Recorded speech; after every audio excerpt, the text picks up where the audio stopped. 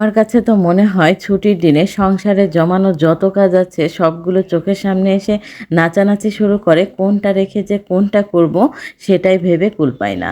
আসসালামু আলাইকুম, সবাই কেমন আছেন? আমি যে খুব একটা ভালো আছি সেটা বলতে পারছি না।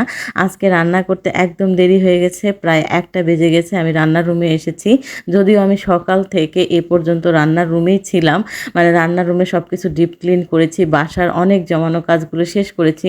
প্রতিদিন আমার খালা মানে আমার হেল্পিং হ্যান্ড আসলেও যেহেতু আমি বাসায় থাকি না, তো সেইভাবে তাকে বললেও সে হয়তো বুঝতে পারে না।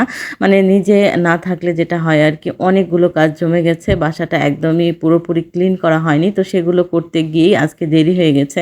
আর মাঝখানে খালার ছেলে অসুস্থ হয়, খালাও চলে গিয়েছিল। বাদবাকি কাজগুলো আমাকে একাই করতে হয়েছে। মোটামুটি আমি অসুস্থই হয়ে পড়েছি। তো যাই হোক, ওই তো ১ম এ হচ্ছে ডাল রান্না করে নিলাম। একদম শর্টকাট রান্না করছি। শুক্রবার বাচ্চাদের আবদার ছিল বিরিয়ানি রান্না করে দেওয়ার। কিন্তু ওদেরকে বললাম আজকে একেবারেই সম্ভব না। মানে এত কাজ করছি বা এত ব্যস্ত আছি যে এই রান্নাটা করার মতো সময় বা এনার্জি কোনোটাই আমার হাতে নাই।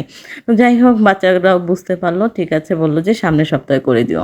তো এর মধ্যে হচ্ছে আমি এই যে শাকটা সিদ্ধ করে নিলাম। আর আজকে শাকের সাথে মনে হলো যে একটু শুকনা মরিচ ভাজি করে খাবো।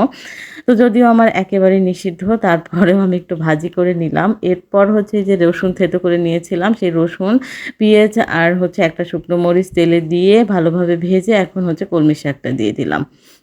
তো কলমি শাকটা আমি ভেজে নিলাম। আর এই কলমি শাকটা তো আমার কাছে অনেক ভালো লাগে গরম ভাতের সাথে খেতে।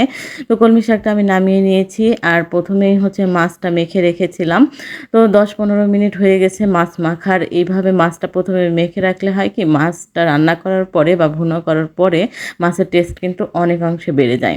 তো মাছটা আমি ভেজে নিচ্ছি। আর এভাবেই কিন্তু রান্না করতে, করতে হাতের জমানো বা বেসিনে আমার সিঙ্কে যতগুলো থালা বাসন ছিল সেগুলোও আমি ধুয়ে নিয়েছি। তো এর মধ্যে হচ্ছে আমার মাছটা ভাজি হয়ে গেছে। আমি হচ্ছে ভেজে নিয়েছি। আর আমার হাতের কাজ যেগুলো ছিল সেগুলো যে ভিডিও করব এরকম পরিস্থিতিই ছিল না। মানে বাসা পুরো এলোমেলো অবস্থা।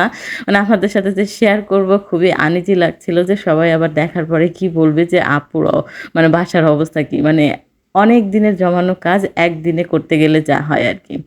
তো যাই হোক, রান্নাটাই শুধু আপনাদের সাথে শেয়ার করলাম। আর এখন হচ্ছে যে মসলাটা কষিয়ে একটা টমেটো হামানদিস্তায় ভেঙে নিয়েছিলাম, সেটা দিয়ে একটু কষিয়ে নিলাম। তারপর হচ্ছে যে মাছটা দিয়ে দিলাম। তো সামান্য পানি দিয়ে আমি হচ্ছে এবার মাছটা ঢাকনা দিয়ে ঢেকে ৫ মিনিট রান্না করব।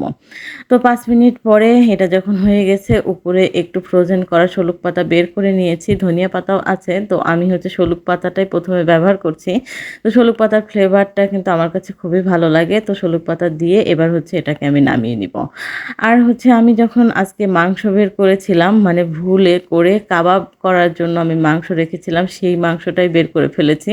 তো এরপর ভিজিয়ে রেখেছি। এর মধ্যে দেখলাম যে আমি ভুল করে সেই কাবাবের মাংসটা বের করেছি। তো কি আর করা, যেহেতু পানির মধ্যে ভিজিয়ে রেখেছি, তো চিন্তা করলাম যে এটাকে আর উঠিয়ে না রাখি, এভাবেই রান্না করে নিই, বাচ্চারা খেয়ে নিবে। তো একদম দেখেন সলিড মাংস, এর ভিতরে কোনো চর্বি নাই, মানে হাড় নাই, কিছুই নাই। তো রান্না করার পরে চিন্তা করলাম যে আসলে ভুলই করেছি, এটা রান্না না করে রেখে দিলেই ভালো হতো। তো যাই হোক, রান্না করে নিয়েছি। আলু দিয়ে ১ম এ কষিয়ে আলু দিয়ে রান্নাটা করে নিয়েছিলাম। আর এই ছিল আজকে আমার রান্না-বান্না। আজকের মতো আপনাদের কাছ থেকে বিদায় নিয়ে নিচ্ছি। কথা হবে নেক্সট ভিডিওতে। সে পর্যন্ত সবাই ভালো থাকবেন। আমার জন্য দোয়া রাখবেন। আর আমার ভিডিওগুলো কেমন লাগে অবশ্যই কমেন্ট করে জানাবেন। আল্লাহ হাফিজ।